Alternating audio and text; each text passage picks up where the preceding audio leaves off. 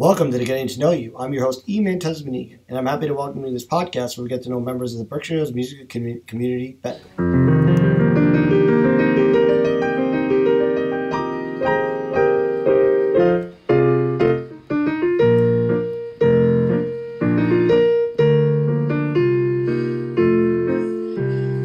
Our guest for today's episode of Getting to Know You is Andy Anderson, joining us from Berkshire Hills. Welcome to Getting to Know You, Andy. I'm so happy to get the chance to interview you today. Same here. First question, where were you born? I was born in a town called Winchester. It's in Virginia. Can you tell us more about that? More about it? For the listeners who don't know where Virginia is and what it is. Sure. It's in the tip top. It's about an hour west of, an hour and a half west of D.C. Very rural area, lots of farm communities, mountain towns when I grew up there. It's grown up quite a bit since then, just because D.C. has expanded. So, it has its Walmart like other towns and all those things, and traffic now. But, when I was growing up there, it was kind of an easy place to be. Lots of people knew each other, sort of quintessential small town. So my parents, they live in Maryland now. So when I visit them with my kids, their grandkids, I'm usually down in Maryland at this point. So I haven't been down to Winchester in a few years. Okay. Where did you go to college?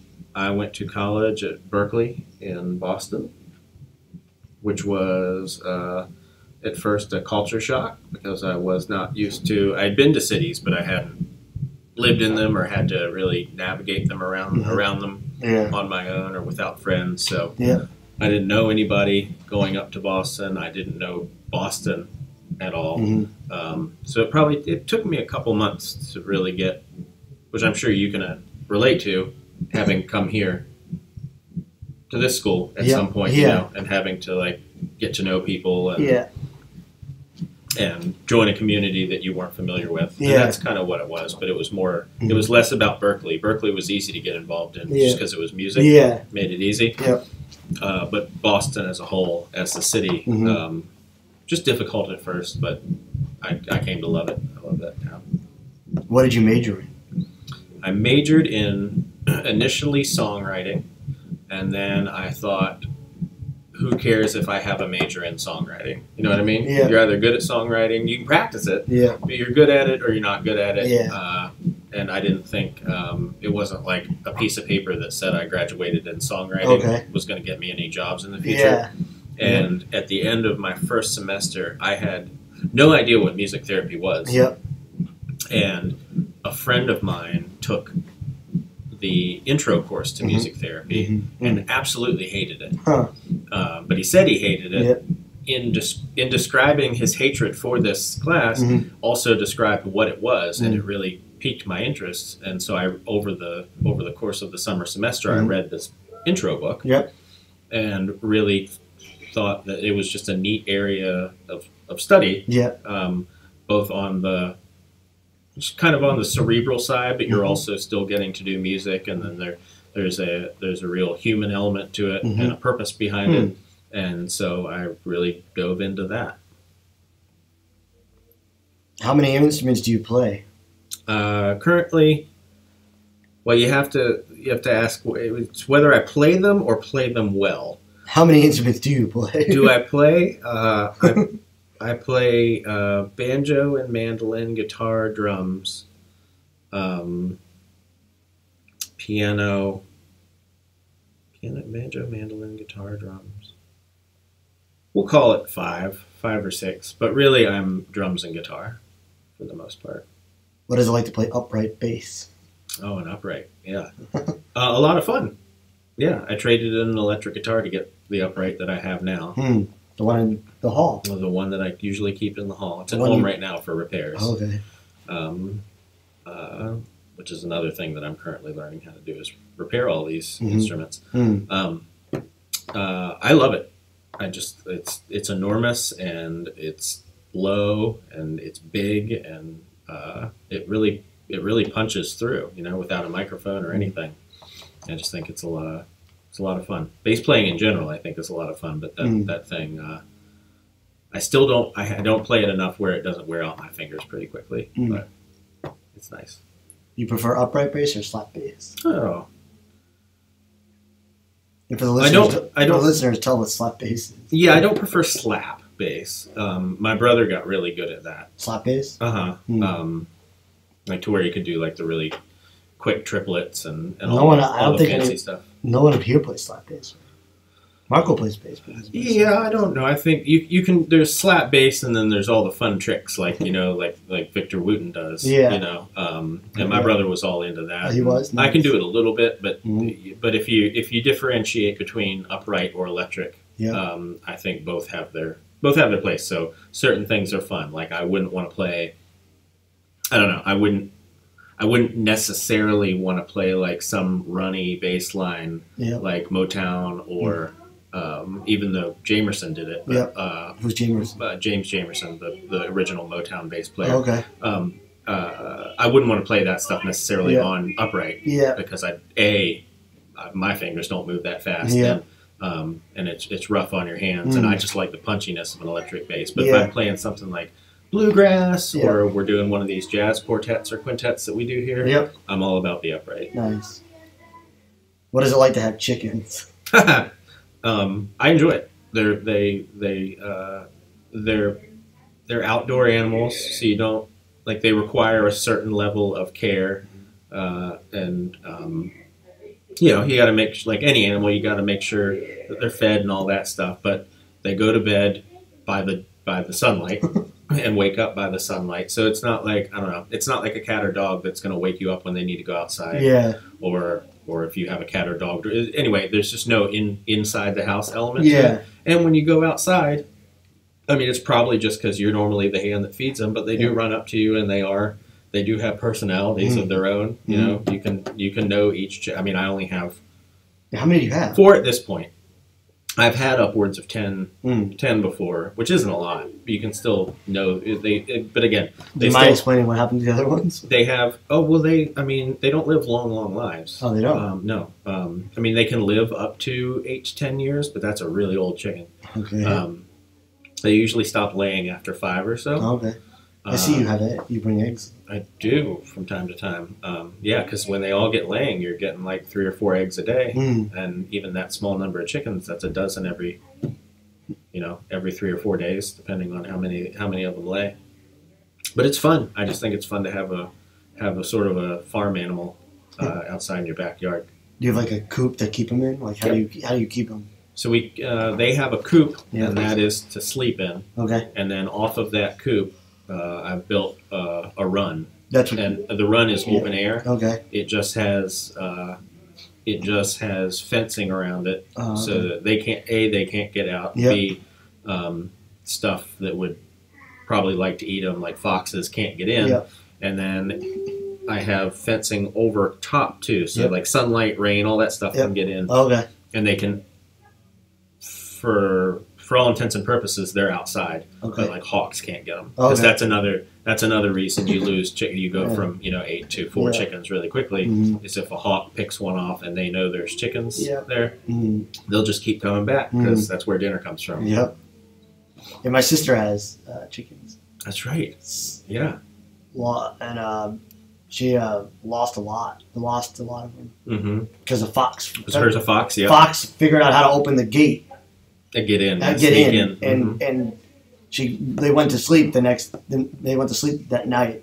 Woke up the next morning and found 5 or 6 chicken carcasses on the lawn. Foxes. And a fox figured out how to open the gate, the latch of the gate, and got into the pen. Foxes, weasels, loose dogs. Hawks. Yeah, they have a lot of, because they aren't real strong. The only thing they can really do is run. Yep. And when they try to fly, it's like hovering. So they can run faster if they use their wings. Yeah. But it's still not flying. And once something gets them, they just sort of lay back and take it. They're not real. Roosters will fight. Yep. But the hens won't. Do you have any roosters? I don't have any roosters. I had a rooster at one point. That's the male version. Yep. And big rooster, beautiful feathers. Male version of the chicken. Yeah, the roosters and hens are both chickens It's rooster is the male, hen is the female, the egg layer. So the rooster is around for both protection and fertilizing the eggs. Yeah. Oh, he's there for protection. But they get aggressive. So he's anyway, for protection. I had the kids, and the rooster got too aggressive, and oh wow, gave it away. Huh. What was it like? What was it like to be in a band with Adrian, Jacob, and Brianna? It was a lot of fun. That band doesn't exist anymore. It doesn't. Well, Brianna moved away, and then we just kind of cooled it off because life, it happens. That was it was a lot of good times. It was hard because we all worked together. Yeah. It was hard to have a practice and not talk about work, but but we got through, and we just had a good time playing. It was nice to have an outlet. Favorite music to listen to and favorite to play? Oh, listening to is very much dependent on the season. I can't pinpoint anything in particular, other than to say that when it starts getting nice and springtimey out, I do listen to a lot of bluegrass. Favorite to play?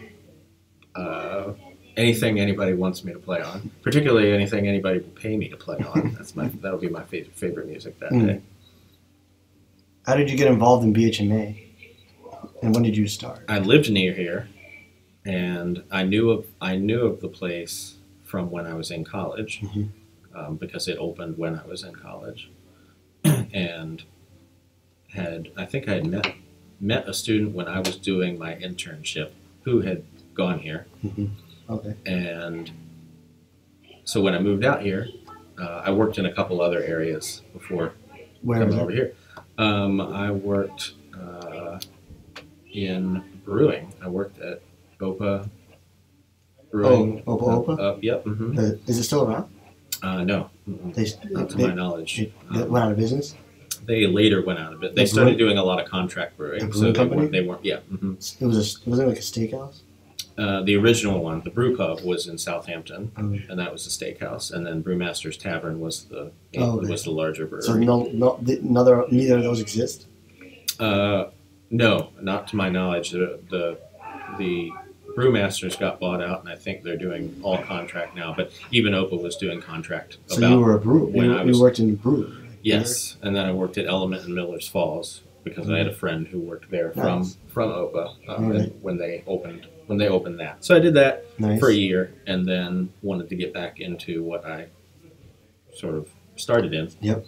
And called Karen Carrera endlessly for probably 2 or 3 months. Yep. Just to try to get a foot in the door. And then it just sort of grew from there. What do you like to do in your spare time? Lots of things. Well, I like to play music. I love to cook. Favorite meal? Favorite meal to cook? You really do ask the tough questions. I don't necessarily have one. I think the fun of it is it depends. It's so dependent on the day. I think if I'm cooking for somebody and they like a particular thing, that's a lot more fun. Okay. It's like rewarding, What's your favorite thing to cook for your kids? Manicotti. Just because that's my kid's favorite. Nice. That's my son's favorite thing. It's good. I like it. And making homemade pasta is just like nice. Super. It's like having a punching bag in a bowl. What did you ask me before? So what are things I do? What do you like to do in your spare time? I like to make things. Nice. I like to do lots of wood projects. I like to work on guitars a lot. Nice. I think those things consume most of the time. Those are things that I like doing. Then there's all the things you just have to do as a semi-functioning adult. Yep. If you had a superpower, what would it be?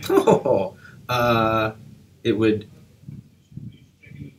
I've watched and read too many comic books that are like the dystopian versions of things. So I always used to really like the Flash. Okay. That was my superhero. Nice. But then you see like The Boys, Like what would superheroes be like if there really were superheroes and they sort of had like if you could run that fast. Yeah. Like what happens if you're that fast and you run into somebody? Yeah. You know, and deals with all that stuff. So I don't know. I'm pretty good with where I am, but I guess I guess the Flash would be my favorite superpower. Favorite class to teach at BHMA and why? Favorite class to teach was was would be the key word. Was would be the key word. Well, I liked the stuff that I'm doing now. You help people get jobs. Yeah, and that's rewarding.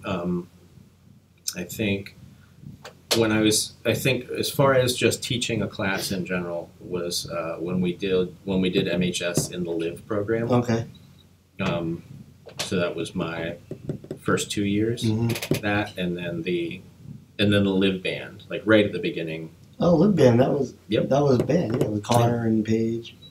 Paige wasn't in it. Connor was in it in its later Joshua things. It was Ben. Joshua. Ben Moncaid. No. Oh, Ben Moncaid. Yeah, Ben and Heather, Emily. Which one? Mary, Emily Webster, Mary Westgate. Was Joshua Ware? Nope. Okay. No, he was in it later. He was in it after I went into the vocation stuff. Thank you, everyone, for listening to today's episode of Getting to Know You. I'd like to thank Andy again for taking the time to talk with us. Thank you. Our theme song is Getting to Know You by Rogers and Hammerstein, performed by BHMA community member Franklin Nichols. Editing is done by Jake Goldstein, creative direction by me, Eman Tuzman-Eagan, with creative support from Wes Parker and my mom. We hope you enjoyed the show. Bye-bye.